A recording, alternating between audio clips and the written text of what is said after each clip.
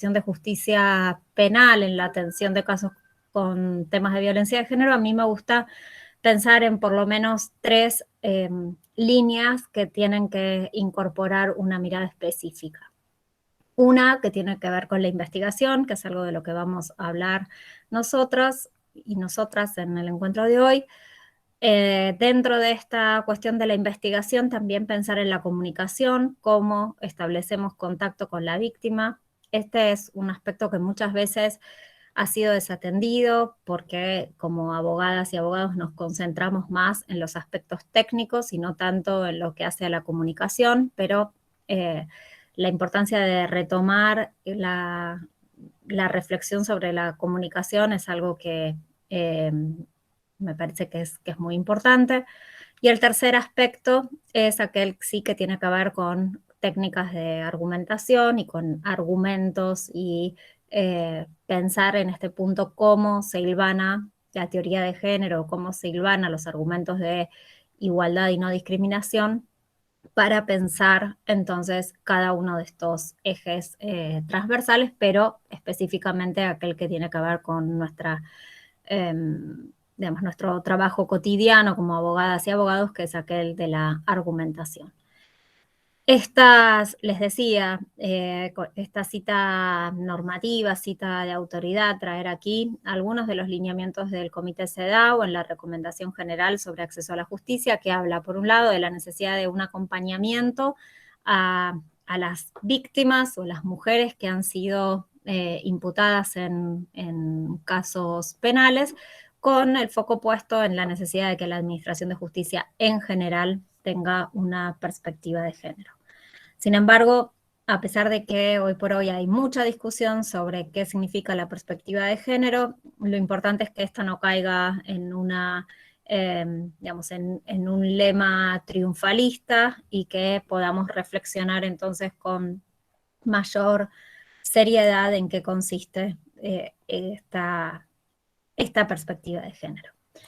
Bueno, para retomar quizás algunas cuestiones, pero tener una base común, ¿cuáles son los aspectos de la violencia de género que nos parece destacar en materia de investigación? ¿Qué tenemos que tener en cuenta cuando estamos ante la posibilidad de un supuesto de violencia de género? Bueno, atender primero a las características que tiene en función de su lugar de comisión. En general, se explica, son hechos que ocurren en espacios cerrados sin otros testigos presenciales. La segunda cuestión es que en general ocurren bajo esquemas de fuerte sumisión, que son personas aisladas de sus vínculos afectivos y en general, pero no siempre, no dejan secuelas físicas. Esto, digamos, como puntos para destacar en esta charla son caracterizaciones, que obviamente son algunos lineamientos generales, pero que no todos los casos responden a estos mismos parámetros. De hecho, la Convención de Belén do Pará, como ustedes saben, ha sido o fue en su momento un avance muy importante en visibilizar la violencia que ocurría en el ámbito del hogar, en el espacio doméstico. Pero ese giro o ese movimiento a revisar lo que ocurre dentro de las paredes de un hogar no significa que hay que desatender entonces aquellas violencias que ocurren en el espacio público y que siguen o pueden ser igualmente violencia de género. Estoy pensando en temas de, bueno, trata de personas o cuestiones vinculadas a la violencia sexual o incluso también violencias que tienen digamos, un menor nivel de impacto, como pueden ser hostigamientos u otras cuestiones que se dan en esos lugares. Estas son algunas de las cuestiones que en general obligan a tener la lupa puesta o a repensar cómo trabajamos con hechos de violencia de género, porque la idea es que nos separemos entonces del presupuesto de delito contra la propiedad, que es el que por ahí la Administración de Justicia está más acostumbrada a trabajar y que pensemos en parámetros de investigación distintos a los que ocurren en un espacio en lo que tiene que ver con delitos contra la propiedad. ¿Cuáles son los aspectos que en general han obturado la investigación sobre temas de violencia de género y que se cruzan? Se cruzan, quiero decir que si los transversalizamos o los pensamos en conjunto con estos 3 puntos que yo marqué anteriormente o en la filmina anterior, nos vamos a dar cuenta que todo esto cruzado digamos, se convierte en un obstáculo adicional para la investigación de los hechos. Julieta. Sí. Perdón, me parece que se te han trabado las filminas porque estamos viendo solamente una filmina donde hay un chico con una remera roja y esa es la filmina que tenemos expuesta. Si has estado pasando... Sí, pasé. A ver ahí, ¿ven o todavía no? ¿Cambia o no? No, sigue la misma, Julieta. Es la de CEDAW. Bueno, a ver, vuelvo, saco. A mí me pasó igual, así que te recomprendo, Julieta, tranquila. Está bien, gracias. Bueno, a ver, voy de nuevo.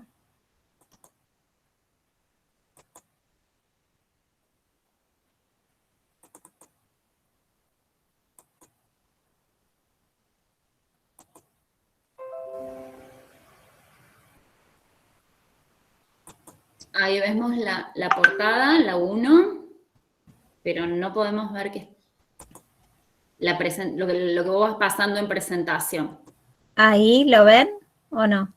Ahí vemos la 4, Julieta, violencia de género, algunas características especiales y está como, o sea, están al costadito como diapositiva 4, pero numerada 1. ¿Y dice dificultades probatorias de los hechos constitutivos de violencia de género?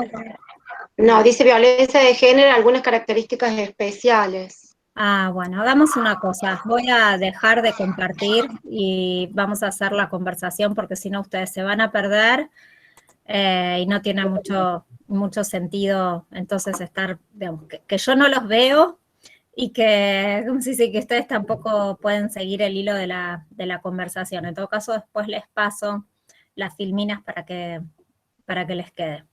Perfecto, muchas gracias. Mira, acá Daniela dice que es que se pone pantalla completa. ¿Decís, Daniela, qué es eso? Si quieren, pruebo. ¿Qué les resulta más cómodo a ustedes? Como vos te sientas sí. cómoda. Si querés avanzar, avanzamos, sí, no hay problema. Si querés probar, no hay problema porque están bárbaras las filminas y por ahí te queda también lo visual. Bueno, perfecto, ahí voy, pruebo de nuevo. A lo mejor, pero si querés y si no, no hay problema.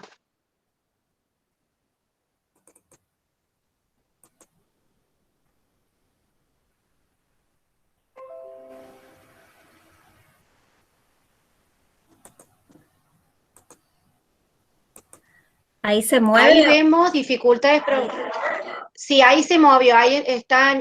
Sí, ahí se mueve, Julieta, perfecto. Buenísimo. Bueno, acá teníamos las dificultades probatorias de los hechos constitutivos de violencia de género, que era lo que ya había hablado. Y después pensar cómo estas 3 características se cruzan con otras, que tienen que ver con cómo pensamos en general la violencia de género y cuáles han sido las cosmovisiones, los paradigmas que han afectado o que en alguna manera dificultan que el avance de la investigación en estos hechos. La primera es lo que es la retórica de lo privado. Esta idea, que desde la teoría legal feminista se ha hecho mucho hincapié, en la arbitrariedad de la diferencia o en la arbitrariedad de la separación del espacio público del espacio privado. Antiguamente se entendía que aquello que sucedía en el ámbito de la familia era un espacio en el cual el Estado no debía intervenir. Si nosotras revisáramos decisiones, al menos en el ámbito de Ciudad de Buenos Aires, desde el año, por decir, para poner un punto de inicio, desde la década del 80, desde 1980 hasta 1910, podíamos encontrar muchas decisiones en las cuales el argumento que predominaba era aquel que decía que el derecho penal no podía resolver los conflictos en el ámbito de la familia y que entonces tener una intervención estatal y punitiva en esos espacios no era redituable y que por lo tanto no correspondía avanzar en esas investigaciones. Era un argumento que en realidad no resolvía el caso desde el punto de vista procesal, es decir, desde pensando en cómo se activan, cuál es el régimen de la acción penal, y tampoco se resolvía de acuerdo a los parámetros de la teoría del delito. Se resolvía, digamos, una solución sui generis en la cual un juez entendía que había razones de política criminal, que parece que él establecía en ese caso concreto, que generaban entonces la necesidad de no dar una respuesta a esa denuncia. Esta retórica de lo privado, creo que tuvimos, al menos en nuestro país, un punto, digamos, muy, muy alto, una manifestación muy alta, que es un caso que probablemente quienes estén aquí lo conocen, que es un caso que se caratuló Tomaselli, o que se conoce como el caso de Tomaselli de La Pampa, un supuesto en el cual una mujer había sido víctima de violencia durante muchos años, finalmente acude a la justicia para acusar a su pareja de una violación, y en ese momento, con la todavía vigente figura del avenimiento, dos de los jueces sostienen que no tiene sentido que el derecho penal intervenga en conflictos individuales y que por lo tanto en ese caso concreto valía la pena aplicar esta figura del avenimiento y cerrar la intervención penal. Digamos, al regreso de la mujer al domicilio, perdón, el hombre estaba detenido por esta violación, y al día siguiente de su reincorporación o de su salida de la cárcel, mata a la denunciante. Por este caso, finalmente se derogó la figura del avenimiento, que era como la que concentraba y contenía, o era el resabio al mismo tiempo del artículo 132 del Código Penal, que no sé cuál es su, digamos, o en qué edad empezaron a estudiar Derecho Penal, pero cuando a mí me tocó estudiar era todavía una figura que se aplicaba, y era el casamiento con la ofendida. Es decir, que si había ocurrido una violencia sexual, el agresor podía obtener el perdón en la medida en la que se casara. Una figura que justamente se basaba en la idea de la retórica de lo privado y también en la idea de que la violación protegía la honestidad de la víctima, y que por lo tanto un casamiento borraba, digamos, la pérdida de la virginidad de quien había padecido la violencia. Entonces, estar pendientes y pensar en cómo vamos a tener en los espacios en los que transitamos en la justicia restos de estas cosmovisiones es algo importante cuando pensamos los hechos de violencia de género.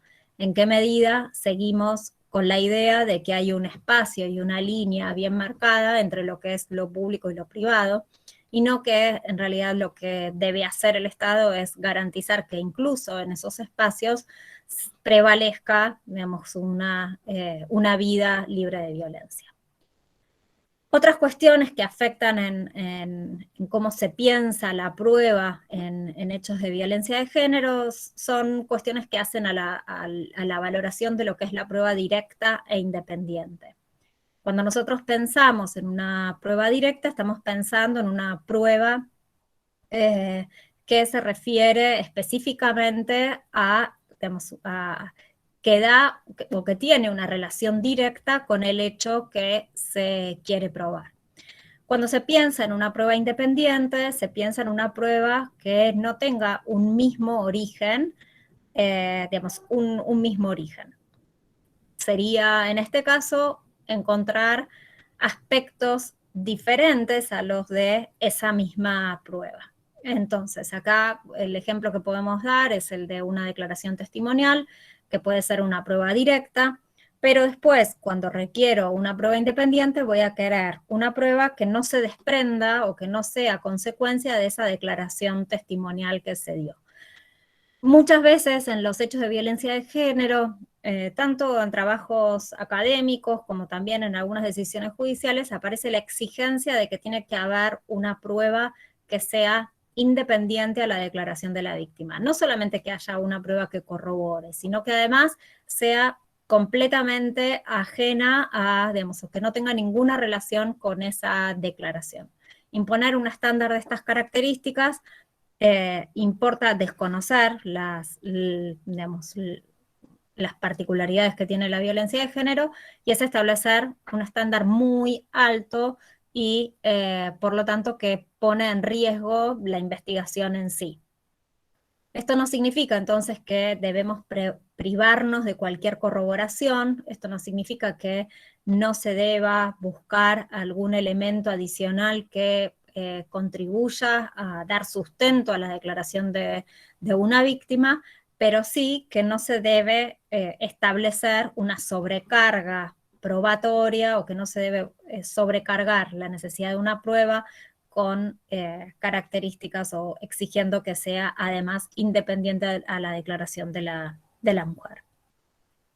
El tercer punto que lo vamos a retomar un poco más adelante es aquel que se relaciona con cómo los estereotipos sobre las mujeres también influyen en cómo se piensa la violencia de género. Aquí nos podemos detener muchísimo para pensar en temas de violencia sexual y cómo hay ciertos parámetros o ciertas discusiones sobre cómo ha sido concebida en general la violencia sexual que sirven para mostrar cómo operan estos estereotipos. Digamos, ya que vamos a trabajar con temas de violencia de género y como desde la perspectiva de la víctima, tener en cuenta al menos 4 mitos que existen en torno a la violencia sexual. El primero es que el parámetro o la idea de violencia sexual es aquella que la comete un extraño, ¿no? La idea de que proviene de un sujeto que no es del ámbito de la familia. La segunda, el segundo prejuicio o el segundo mito que hay en torno a la violencia sexual es que las mujeres pueden prevenir la violencia sexual y que tiene que ver su ocurrencia con algún comportamiento que ellas hayan tenido, que va desde cómo están vestidas hasta cuál es su historia su sexualidad previa al hecho.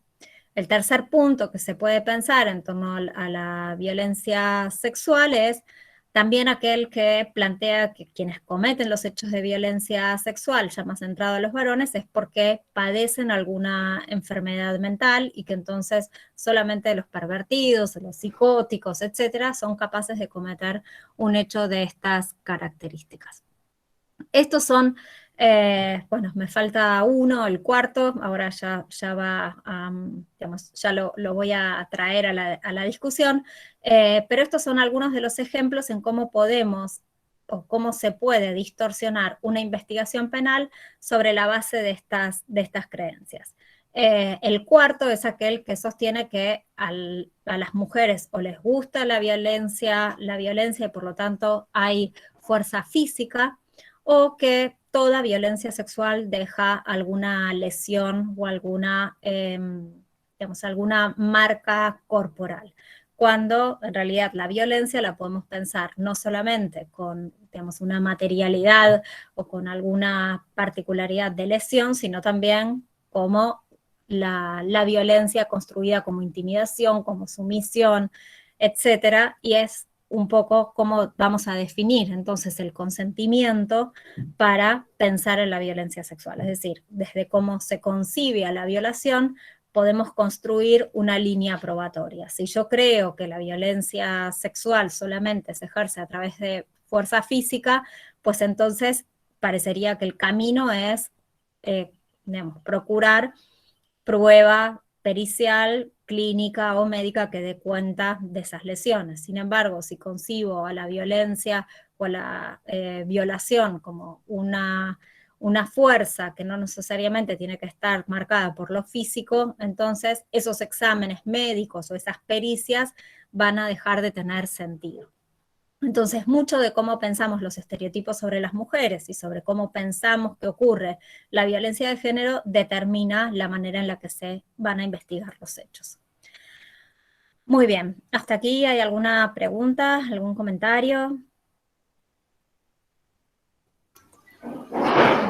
No han dejado comentar. Hasta ahora Recién Ceci Sierra levantó la mano. Perfecto. No sé si fue sin querer o si quiere hacer alguna pregunta. Acá estoy.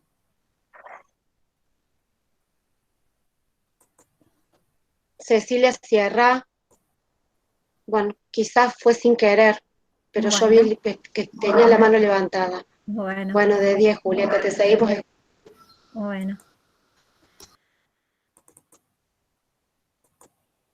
Bueno, ¿cómo pensamos entonces la investigación? Lo primero para recuperar son los protocolos de investigación. Aquí yo traje la mención al protocolo latinoamericano para la investigación de femicidios y cómo se marcan ahí algunas necesidades, aspectos que no se deben omitir en los casos de las investigaciones de violencia de género y de femicidios en particular, ¿no?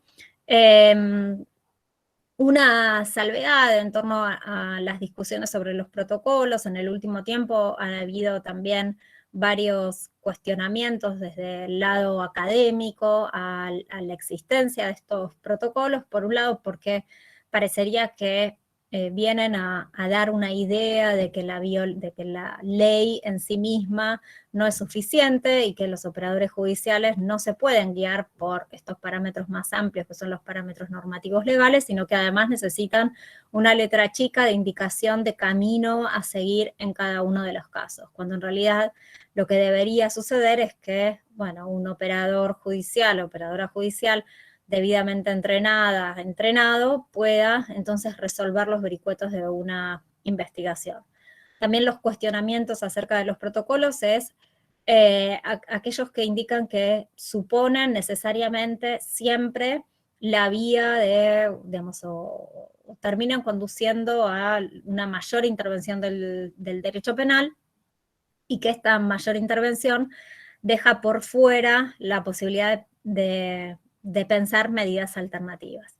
Estas son todas críticas válidas, creo yo, para determinados estadios de reflexión y para determinados casos. Creo que en otros de mayor gravedad, la violencia sexual, los femicidios, etcétera, bueno, o hechos de esas características, sin perder en que puede haber grados de violencia, creo que es relevante, pues una herramienta de utilidad que van marcando o que van mostrando una línea para un poder judicial que no se ha puesto a reflexionar en su interior cómo llevar adelante estas investigaciones. Es decir, creo que desde el marco de una historia larga, desde el marco de entender de dónde venimos, la incorporación de estos protocolos suman y podemos pensar a futuro en operadores judiciales más entrenados que no requieran estas herramientas. Sin embargo, por ahora parece que resultan convenientes. Algunos aspectos entonces para tener en cuenta sobre por qué estas intervenciones o por qué pensar estos protocolos. Y creo que aquí voy a hacer mención a un caso en particular, que es el caso que ya tiene varios años, pero que sirve de referencia